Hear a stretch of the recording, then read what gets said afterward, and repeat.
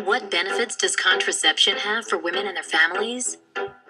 More than you might realize. Contraception helps young women postpone getting pregnant until they finish school or job training. It helps women and couples plan their childbearing, avoiding a pregnancy that follows too soon after a previous one, or one that occurs after a family is complete. Women whose pregnancies are planned are more likely to receive timely prenatal care. They are less likely to smoke or drink during pregnancy, and more likely to breastfeed once their baby is born. That's why contraception is essential preventive health care. It makes for healthier mothers and children, and it reduces healthcare costs, like those associated with preterm births. Contraceptive use is virtually universal in the United States. This is true for women of all races and religions. Contraception is highly effective.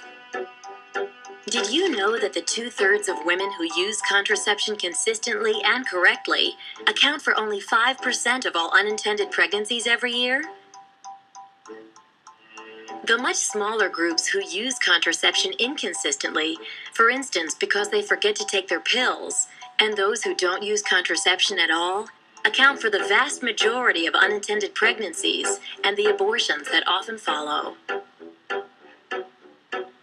That's why we need to make it easier for every woman to choose the method that's right for her. The typical American woman wants only 2 children. To achieve that goal, she will need to use contraception for about 30 years. Some people say cost isn't a problem because condoms are available in every drugstore. But in reality, cost can be a major barrier to a woman's choice of contraceptive method. Even for a woman with health insurance, the pill can cost hundreds of dollars a year.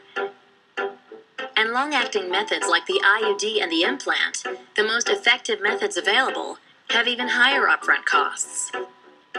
But there is good news.